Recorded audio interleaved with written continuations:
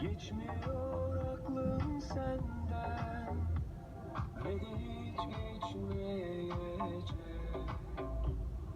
Yak gemileri yansın yeniden, bizi biri kurtaran olmayacak mı? Sil acıları kara defterden, aşk bizi bir kez duymayacak mı? Bak geçiyor geçsin seneler, varsa hesabı sorulmayacak mı? Bir şans daha verecek deseler, aşk bizi artık duymayacak derken